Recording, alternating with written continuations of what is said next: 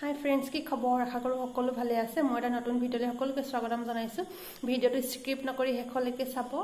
আশা ৰাখিছোঁ ভিডিঅ'টোৱে আপোনালোকক কিছু পৰিমাণে হ'লেও সহায় কৰিব। আজি এটা খুব ধুনীয়া ইম্পৰ্টেণ্ট কণ্টেণ্ট আপোনালোকৰ কাৰণে লৈ আনিছোঁ। বিষয়বস্তুটো হৈছে ভাৰসাম্য প্ৰশ্নকাকত প্ৰস্তুতকৰণ, construction of a balance question paper.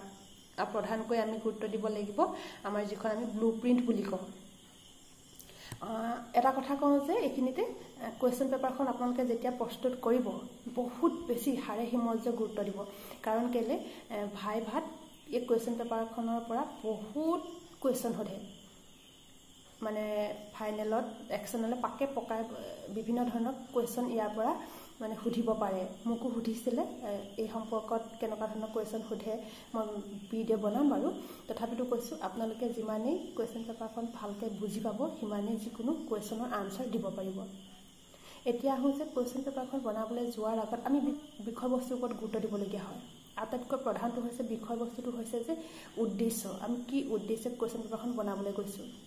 কাৰণ কেলৈ এটা ক্লাছৰুমত বিভিন্ন ধৰণৰ ষ্টুডেণ্ট থাকিব পাৰে।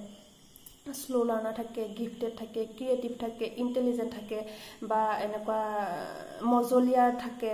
সেইকাৰণে আমি কি কৰিব লাগিব, এখন ভাৰসাম্য হ'ব লাগিব কুৱেশ্যন পেপাৰখন, বেলেঞ্চ হ'ব লাগিব। প্ৰত্যেকজন ষ্টুডেণ্টৰ কাৰণেই এখন মানে সুবিধা হোৱাকৈ আমি বনাব লাগিব। বহুত বেছি টাফ হ'লেও নহ'ব, বহুত বেছি ইজি হ'লেও নহ'ব। সেইকাৰণে কৈছে যে এখন বেলেঞ্চ কুৱেশ্যন পেপাৰ হ'ব লাগিব।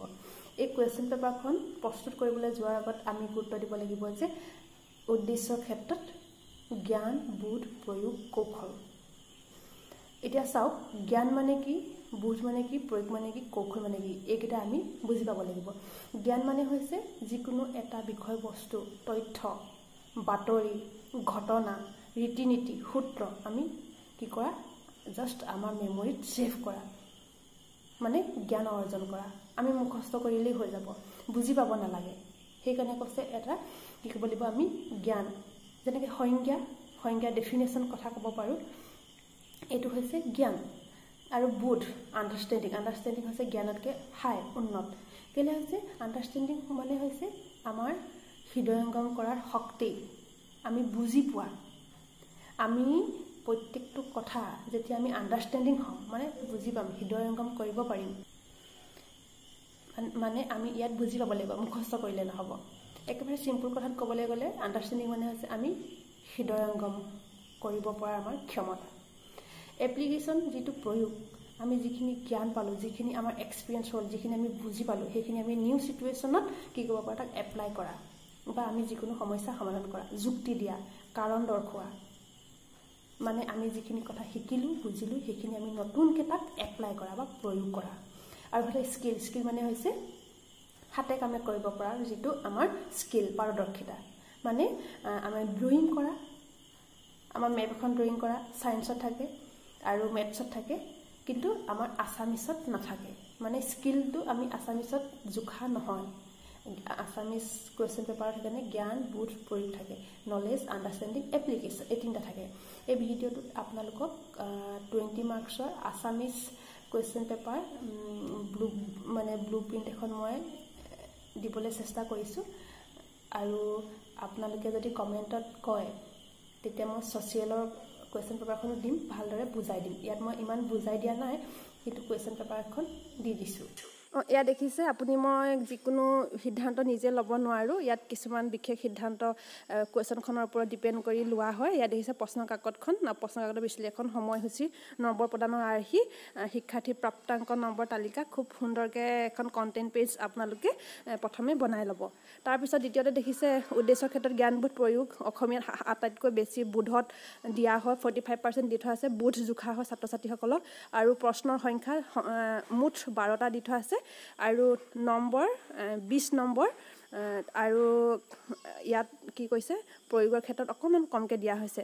তাৰপাছত ৰচনাধৰ্মী প্ৰশ্নত দি থোৱা আছে এটা, আৰু সেইকাৰণে সময় নিৰূপণৰ ক্ষেত্ৰত এটা ৰচনাধৰ্মীত 10 মিনিট দি থোৱা আছে। সেইকাৰণে 1 × 10 সেইটো 10 মিনিট।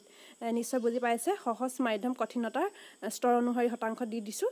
আৰু প্ৰশ্নকাকতৰ ৰূপৰেখাখনত দেখিছে নহয়, ৰচনাধৰ্মী প্ৰশ্ন, তাৰপাছত চমু প্ৰশ্ন, অতি চমু প্ৰশ্ন। আপোনালোকে এইখন খুব ধুনীয়াকৈ মোৰ বোধেৰে বুজি পাইছে। আৰু বুজি নাপালে মোক কমেণ্ট কৰি জনাব, মই পিছৰ প্ৰশ্ন কাকতখনত ধুনীয়াকৈ বুজাই দিম। আৰু এইখনত দেখিছে কুৱেশ্যন পেপাৰখনত জ্ঞানবোধ প্ৰয়োগ কৌশল অনুযায়ী প্ৰস্তুত কৰা হৈছে, নাম্বাৰখিনি প্ৰদান কৰা হৈছে। ইতিমধ্যে আমি সিদ্ধান্তত গ্ৰহণ কৰিছোঁ, কণ্টেণ্ট পেজ ক্লাছত যে কৈছিলোঁ। তাৰ পাছত চাওক প্ৰশ্নগত বিশ্লেষণ উদ্দেশ্য, আমাৰ কোনটো কুৱেশ্যন কিহত পৰিছে, জ্ঞানত পৰিছে নে, বোধত পৰিছে নে, প্ৰয়োগত পৰিছে, আৰু প্ৰকাৰ প্ৰশ্নটো কি, অতি চমু নে, ৰচনাধৰ্মী, নম্বৰ কিমান দিয়া হৈছে, কঠিনতাৰ স্তৰ কেনেকুৱা, খুব ধুনীয়াকৈ প্ৰশ্নগত বিশ্লেষণ কৰি দিছোঁ। প্ৰশ্নসূচীৰ বিশ্লেষণ ইয়াতো একেই, ঠিক সেইদৰে কঠিনতাৰ স্তৰ কেনেকুৱা, সময় নিৰূপণ কিমান, কুৱেশ্যনটোৰ অনুযায়ী প্ৰশ্নসূচী বিশ্লেষণ কৰা হৈছে। আপোনালোকে প্ৰশ্নসূচীখনো খুব ধুনীয়াকৈ বনাব। নম্বৰ প্ৰদানৰ আৰ্হি আৰু সাম্ভাৱ্য উত্তৰ এইখনো ধুনীয়াকৈ বনাই দিব। যিমানেই নম্বৰ প্ৰদানৰ আৰ্হি খুব স্পষ্ট হ'ব, শুদ্ধ হ'ব, শিক্ষকে আনচাৰ স্ক্ৰিপ্ট চেক কৰোঁতে খুব ধুনীয়াকৈ নাম্বাৰ দিবলৈ পাৰে, সুবিধা হয়। কোনো ধৰণৰ ব্যক্তিগত প্ৰভাৱ নপৰে, মানে শিক্ষকৰ বায়াছনেছ নাথাকে। সেইকাৰণে এখন সাম্ভাৱ্য প্ৰশ্ন উত্তৰ সকলো শিক্ষকেই আগতীয়াকৈ নিৰ্মাণ কৰি ল'ব লাগে, তেতিয়া সকলো ছাত্ৰ ছাত্ৰীৰ কাৰণে ভাল হয়। আপোনালোকে মোৰ চেনেলটোলৈ যদি নতুনকৈ আহিছে তেন্তে প্লিজ ছাবস্ক্ৰাইব কৰিবলৈ নাপাহৰিব।